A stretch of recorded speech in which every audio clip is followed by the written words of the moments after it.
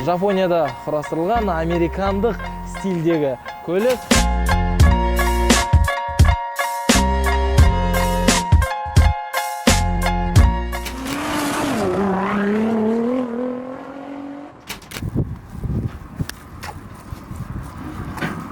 Бала күнімнен армандаған көлігім келді.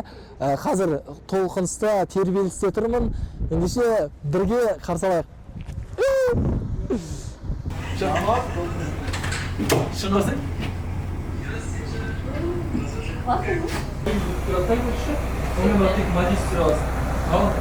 Kesin эвакуатор шығарып алайық, бірінші түсіріп алайық. Гена, қарсы, шыңғырсың? Кеш. Қараш. 77 жылғы машина ойлаш. Бәрі өзі өйстіп, прикинь, нелер, светі анда диодтары сол жерінен шыққан ғой. Айта алмайым. Шаң көп тұр, конечно. Кіші брат, брат, айтшы, брат. Бағана Марк сияқтылардан бір осымен жүрген кайып қой, Внимание ғой, внимание. Внимание да болса, өзіңе приятно да шыны. Паралары көрдің ба? Апсол. Жапсық қоған ба? Жаңғары жеш, брат. Базарды қой. Қолдан, Ангельский глаза болып кейсің.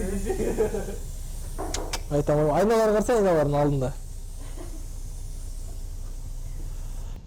Аза! Кто там, Гена? Ты готов, брат? Конечно. Гена. Эй, шын қарасай, брат, үшін. Шын қарасай? Тачку прокатит. Он как подъедет эвакуатор, с кольцом зацепит и потихоньку тянет ее, вытаскивает. Хорошо. Хорошо, потом, короче, как в машину сядешь, ключ там ставишь, зажигание, посмотри, там в пенале она лежит. Ага. Ключ зажигания. Ага. Вот, ставишь и это, там бензонасос заработает и сможешь смело заводить. Хорошо, братан. Потом какие почты там на видеосвязь выходи. Все, хорошо. Можешь звонить. Хорошо, братан. Милициялар тұрған жақта дас. Ассалаумалейкум аға. Машинаның документі. Қазір алып үйге алып баратырмыз аға машинаны. Ана Шанхайдан неден түсіріп алдық тур. Ау. Бар техосмотр өткен ғой уже. Бәрі бар яға.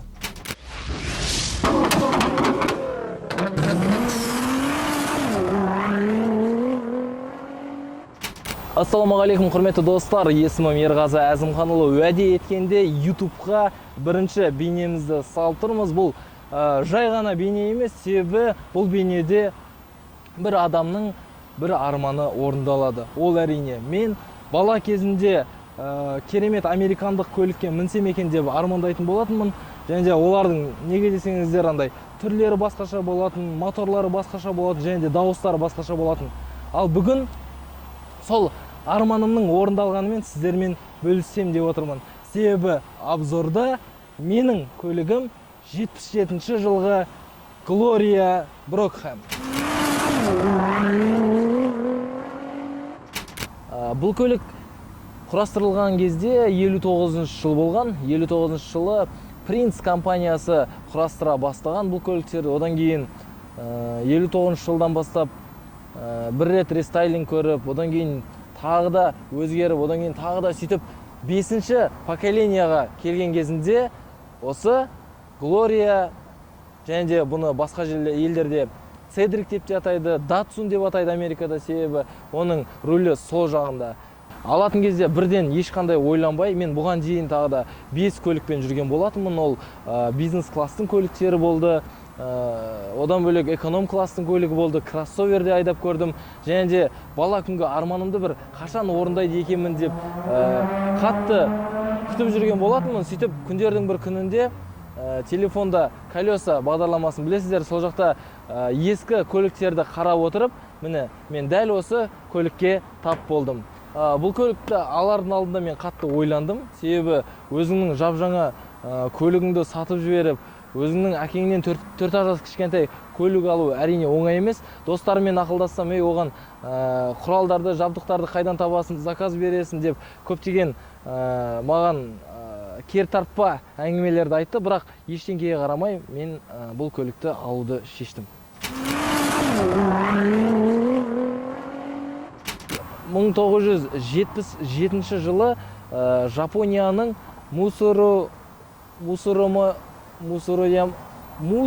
Мусасимураяма қаласында 77 жылы құрастырылған. Мусасураяма қаласында құрастырылған.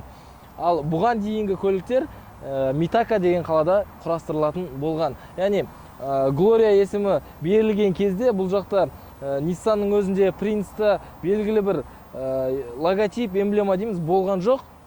Ол кезде осындай түрлі логотиптерді қолданатын болған. Бұл жалпы бұл көліктің стилі америкалық, яғни Германияда құрастырылған Ford Mustangқа, Dodge Challengerге қатты келеді. Себебі жапондықтар білесіздер қазіргі күнге дейін сол батысты көшіріп өздерінде құрастыратын болса, сол кезде де осылайынан америкалық стильді көшіріп, яғни аля Snoop Dogg дейме қалай, солай құрастырған болатын. Қазір ішіне кірмей тұрып, мен сіздерге бұл жақтағы моторын көрсетейін, двигательді. Бұлайынан тартылап, есесіне кез келген нәрсесін қатты тарту керек бұл жақта. Қараңыздар, бір қызығы, менде 2000 қаншасыншы жылғы еді ол? 2010 жылғы Volkswagen Tiguan деген болатын. Одан бөлек тағы да көліктерде осындай ашқан кезде андай амортизатор емес, кәдімгі бүйтіп тіреуіш тұратын. Ал бұл көлік, ойлаңыздар, 77 жылғы құрастырылған, ешқандай тіреуіші жоқ. Міне бұл жақта бізде дәл қазір бұл өңделіп, ауыстырылып, басқа мотор тұр. Ең басында бұда 2.8 объеммен 6 цилиндрлі мотор тұратын болған, инжекторлы яғни. Ал дәл қазіргі сәтте бұда 2 литрлік Toyota Mark 2-нің аңызға айналған, ешқашан бұзылмайтын моторымен және де коробкасын қойып қойған. Яғни бұда өзінде механика болған, ал бұған автомат коробканы орнатқан. Сыртын қарап шықсаңыздар, міне бұл жақта айналарының өзі ерекше орналасқан. Бұл жақта бұл көлікті айдап келе жатқан кезде бірінші артыңдағы көлікті қарағаннан бұрын айнаны іздеп табу керек. Сосын айнаның ішіндегі барып, ана артындағы көлікті іздеп табу керек болған. Яғни ол жылдары мен ойлаймын, Жапонияда аз көлік болды. Сөйтіп, мынандай пробкалар көп болмады, және де уақытың бар да, пробка жоқ, ештеңке жоқ. Бүйтіп айнаны іздеп табасың да, сосын артында қарайсың. Қазір машиналар жан-жағынан гу-гу деп өтіп жатады. Пока айнаны қарайын дегенше бір машина жаныңа келіп қалады екен. Бір қызығы сол. Бұл жақта толыққанды барлығы электронды түрде, тіпті артындағы багажник кнопкамен ашылады. 77 жылы осылайынан кнопкамен ашылатын болған. Мұна өзінің бензобагы осылай орналасқан. Міне бензин осы жаққа толтырылады, яғни үсті көрініп тұрады барлығы. Бұл жақ үлкен. Одан бөлек бұған айтып отырмын, барлығы кнопкамен деп. Ойлаңыздар, 77 жылғы көлік.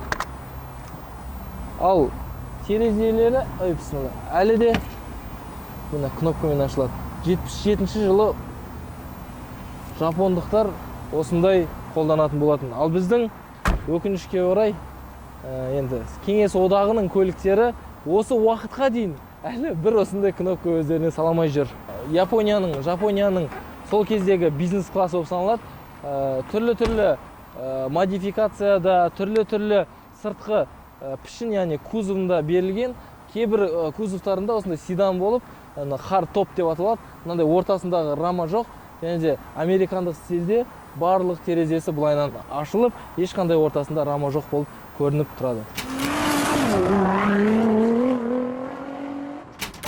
Ішіне келетін болсақ, міне ана жақтар енді кішкене алай.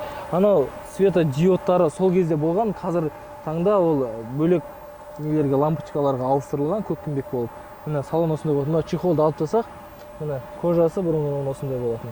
Мынаның барлығы әрине қолдан жасатылған. 77 жылға дейін көп нәрсесі шыдамағандықтан барлығы, орыстар айтпақшы, переделка. Міне ішіне кірген кезде бізде бұл жақта магнитофон орнатылған. Бұл жерде негізі өзінің ескі магнитофоны тұратын болған. Мыналардың барлығы қолдан орнатылған. Ал мынау торпеданың жоғарғы жағы және де мынаның барлығы өзінің шаң басып, өзінің сол кезде күйінде қалған. Ой. Болды. Ой, ұнан сындырып алдық. Көз алдында. жүргізуші отыратын жерде 4 терезені де түсіретін кнопкалары бар, барлығы жасайды бұлардың. Қазір мен зажиганияны қосайын, оталдырып сіздерге қалай оталатынын көрсетейін. Оған дейін қараңыздар, міне қызық. Оталдырдық, міне бізде барлығы жасайды. Оталды. Енді оталдырғаннан кейін міне мыналардың барлығын қосам, бұлардың барлығы негізі мынандай кнопкалар болатын, бұларды қазіргі кнопкаларға ұқсатып істеп қойған. Енді барынша істеген ғой енді, міне бүйтіп барлығы міне көрдіңіздер ме, ана жақ жанды габаритте жағамыз. Бір қызығы өткенде бірінші күні айдап келе жатқан кезде ГАИ қызметкерлері ұсталған кезде, енді тоқтатып құжаттарымызды тексеріп жатқан кезде бұл көлікте аварийкасы қайда екенін таппаймыз. Аварийка жанатын қараш. Ана айналар ғой, құрттың ғой. Айналар. Сөйтсек, ешкім таппай, ол достарымыз қарады. Одан бөлек сол ГАИ қызметкерлерін өздері келіп қарап таппай қойды. Одан кейін бұған дейінгі өзінің егесіне звондап сұрасақ, аварийкасы міне мынау екен. Бүйтіп тартсаң, аварийка болады екен. Оны 100 ұйықтасаң түсіңе кірмейтін нәрсе.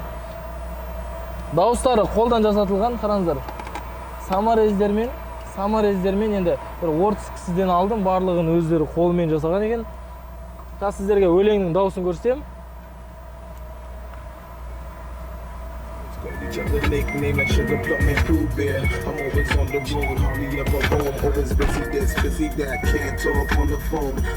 Бұл көлікте тек қана өйстіп өлеңді айқайлатып қойып, қолыңды шығарып қойып, басыңа шляпа киіп алып, аузыңа сигара ұстап айдайтын көлік сияқты.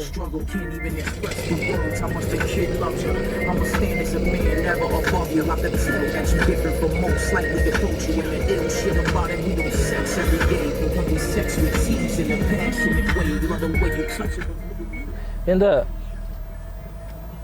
көлікті айдағандағы әсерім туралы айтайын, бұл бір кемеде келе жатқан сияқтысың, шын мәнінде үлкен, кең. Жұлдыздар секілді ғой, вниманиясыз қалмайды екен да бұл көлік, себебі ерекше көлік болғандықтан барлық адамдардың назарындағы көлік. Кәдімгі светофорда тұрсақ та, қарапайым есік алда тұрсақ та барлық адамдар келіп, маркасын сұрап, бұл көліктің қай жақта шыққанын сұрап, қай жылы шыққанын сұрап жатады. Бұл көліктен әлде біз салондарының барлығын перешивкасын жасап, заказға көп нәрсесін алдырып, өзінің бастапқы бейнесіне келтіруіміз мүмкін. Мүмкін емес, келтіреміз деген жобамыз бар.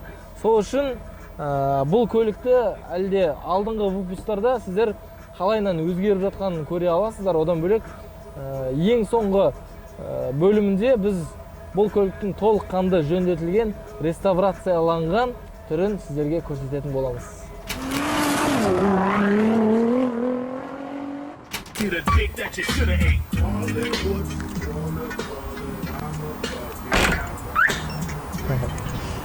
Құрметті достар, сіздер бұл көлікті тамашаладыңыздар. Енді келесі бөлімдерде, келесі выпусктарда дәл осындай көліктерді жалғастыратын боламыз. Яғни бұл көлік Қазақстанда жалғыз болса, бұдан да бөлек осы жастағы көліктер аз болса да бар. Ендеше келесіде сіздер менің досым Мирас Жүгінісовтың 83-ші жылғы көлігін көретін боласыздар. Сол үшін мынау колокольчикті басып тіркелуді ұмытпаңыздар. Сіздермен бірге болған мен әлі де талай жүздесеміз.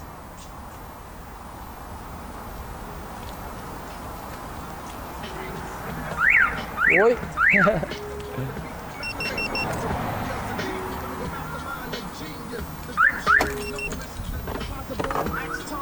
I keep a